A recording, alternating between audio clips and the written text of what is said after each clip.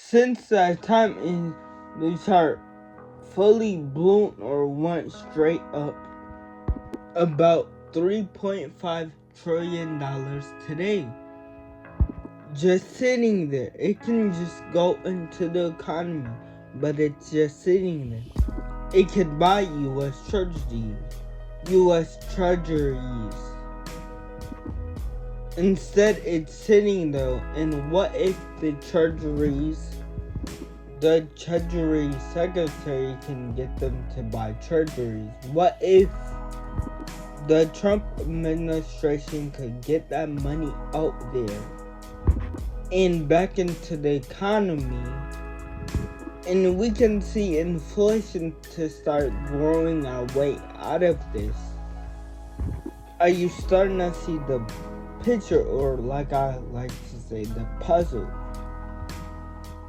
Now you're probably asking, if we got the 3.5 trillion preserved out, and that's digital spendable cash that gets right into the ecosystem. So what do we have now to lose? What do we have? It bypasses what the Federal Reserve can do. It bypasses them completely. It kind of cuts them out. It takes the sterilized reserve and could push them into be circulating money. We take the conditional quantum easy and that never made money, and we take that to create the inflation. And it's basically the stable coin that enables all that.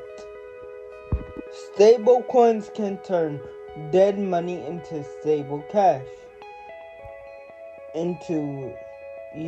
Stable coins can turn dead money into digital cash, And the 3.5 trillion is sitting there because it can't be spent into the economy, right? The Fed pays them what's called inter-reserved IOR to sit there. They make about 405%, but they still have dollars. What if the banks now can reserve stable coins to resist? They still have stable dollars. The tokens now become claims to the dollars they have. The dollars they have can still earn interest, but they still have. What did he say publicly? What didn't he say publicly? That's what we're missing. That is the puzzle piece that we're missing out of the puzzle. What did he not say publicly? Well, what they're not telling you directly, again, there's a plan if you've seen that, if you look that up, that this inflation is a trap, or I should say, the trap is the inflation. So if they take all that money and dump it into the public, it's gonna drive assets prices higher. 3.5 trillion of new money, you can put it into circulation, and everyone, like I said in the last video, start buying things, start traveling, start this and that. This is why Musk, again, going back to him, I explained a little about him in the last video. If y'all don't know, y'all know now. But he said there must be a radical improvement, productivity, and if not, the inflation. So that's the dilemma. The dilemma is we need to make efficiency, but the problem is you can't do it right away, and you can look at his Twitter comment. I'm not about to put it up on the screen because I don't want to get yellow marked. And the big question is, how soon can robots affect GDP and basically the world, basically like the economy globally? And Musk says basically 4 to 5 years. And now, if you don't believe me, you can go look it up. My eye burns. I don't know why. So the problem is, we need this money in the economy right now.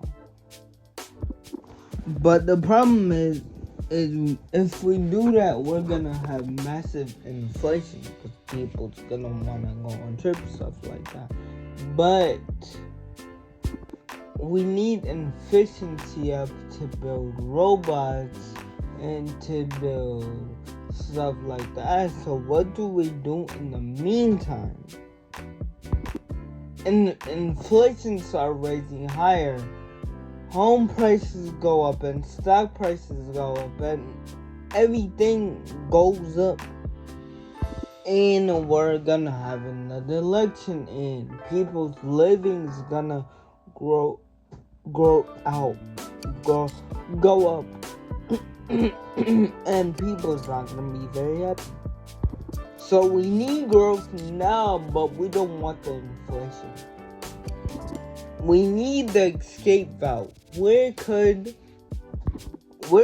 all that inflation go to absorb prices, to make prices even? So we need to absorb trillions, but without competing for goods and services. Because if we compete for goods and services, you starting to see the problem. If you know what I'm talking about, if you don't get the puzzle piece in the last video I just dropped, about, I'll say 30 minutes ago.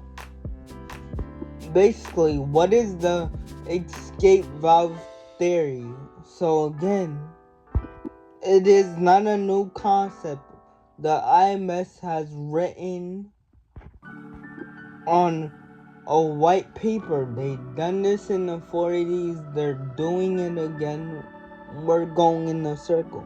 Basically, with this, you buy the debt or the stablecoin basically buys the debt. So basically, we pay inflation yield and we let it run it high. And this is negative yield. That's the scapegoat. And we need assets to go a little bit higher. So even though that this inflation is going higher and everything is going higher, all the costs and goods and services are going higher. You feel okay about it, but if you got a house, your house probably went up in value. But so the assets go up higher and you don't feel as poor. Sure, I mean gas is $6 a gallon, but look at the price of my house. It's all about like looking at the good things of life, like gas and food may be high, but it's all about looking about the good things that's happening in life. So just tell us a plan. Inflate the debt away. Pump the assets.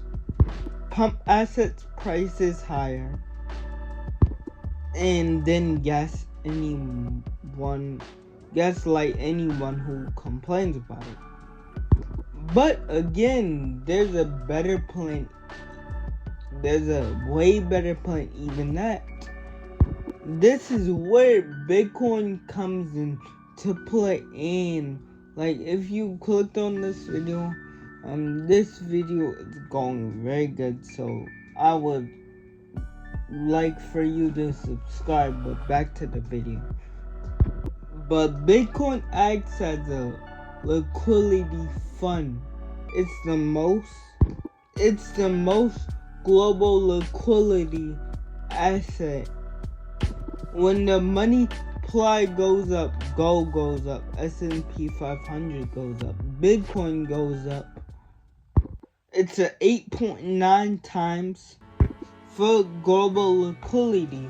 So imagine all of them going up and Bitcoin basically going up the highest.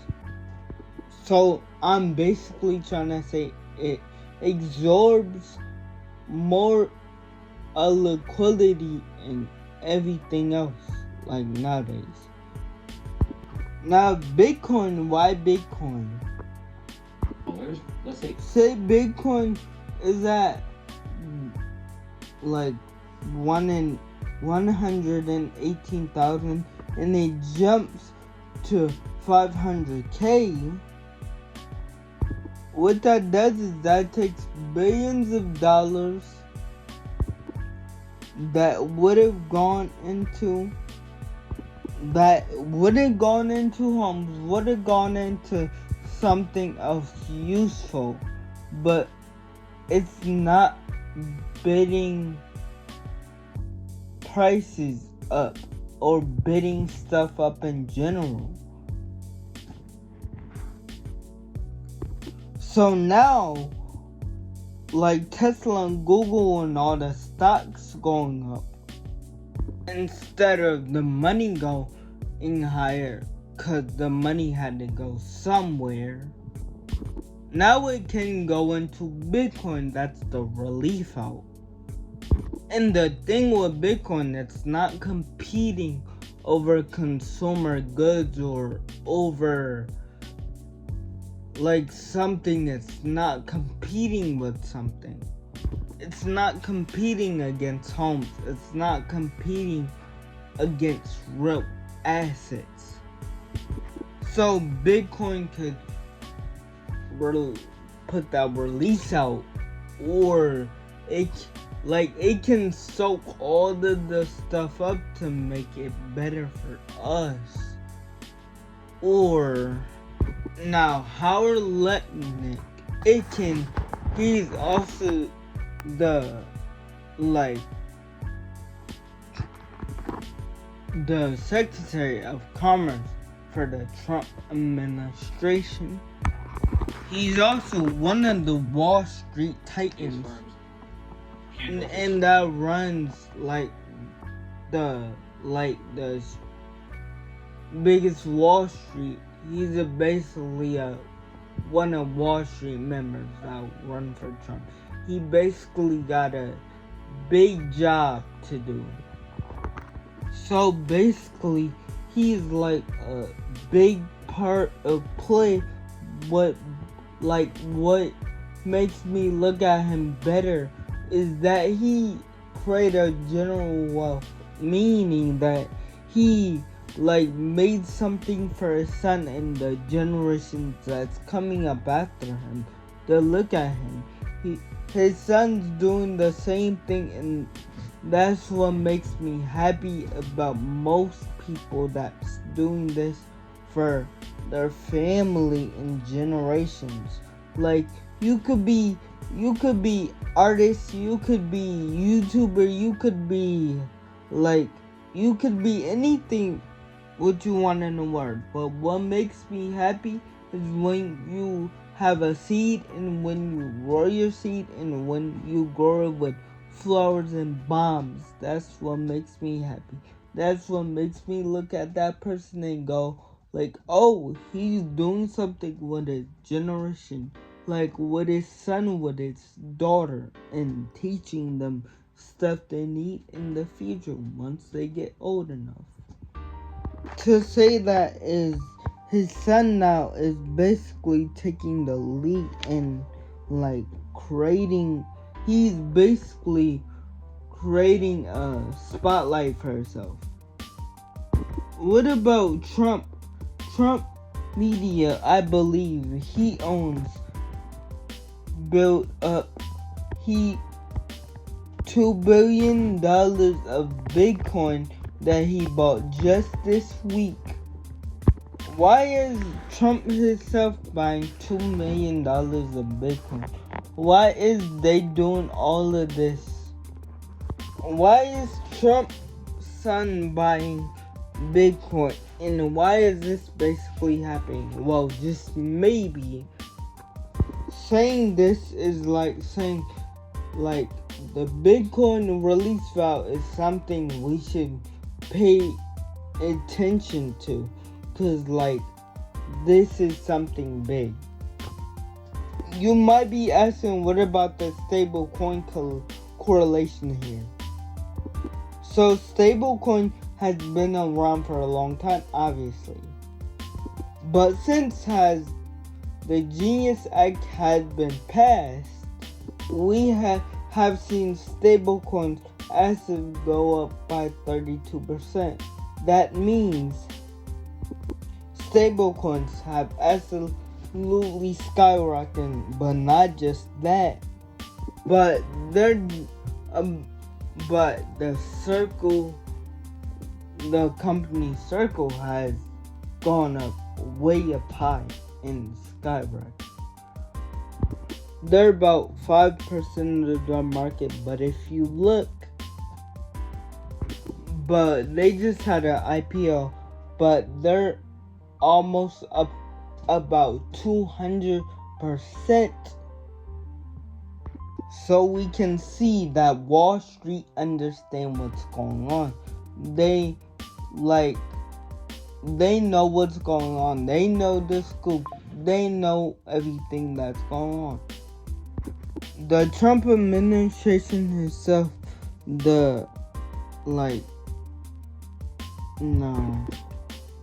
analyzed over 8 years of data over the correlations of stable coins and Bitcoin. And when I looked at that, and when you understand the correlation, and when you take it in like prediction or forecast, all of a sudden we have 3.7 trillion